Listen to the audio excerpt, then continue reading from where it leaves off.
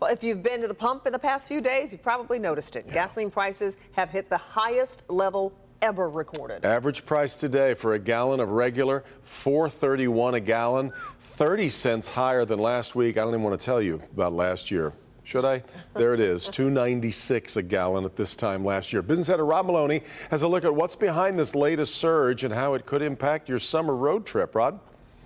So indeed, gasoline prices continue ticking upward. People are wondering why, and essentially it's a supply and demand problem. We were told that maybe China's demand would go down. It has not. We were expecting shipments from overseas on the European side. They're coming, but not as many as there need to be, and so supplies are tight all across America. And so now people are really starting to feel that sticker shock. Terry Desir just dropped a C note at the pump. I'm still scratching my head. I usually don't even want to look at the tank. I just fill it up and turn my head. You don't want to know. I don't even want to know. It's outrageous. It could easily impact summertime vacation travel, too. AAA Michigan tells us the state's average gas price is $4.31. The Transportation Department tells us a car's average mileage is 24 miles a gallon, an SUV or truck getting 17.5. So if you're thinking of driving to, say, Traverse City from Detroit, it's a 510-mile round trip. You'll spend $90 in the car, $126 in the SUV or truck.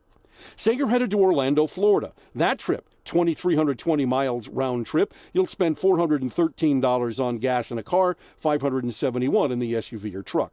Want to see historic Washington, D.C.? Round trip from Detroit, 1,038 miles, $185 spent on the car trip, $256 in the SUV or truck.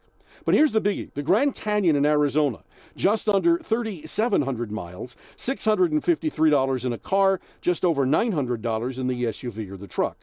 Now, recent college grad Taylor Allison, who's moving from Grand Rapids to Metro Detroit, is watching her tire pressure closely and also hard-pressed to do much summer travel.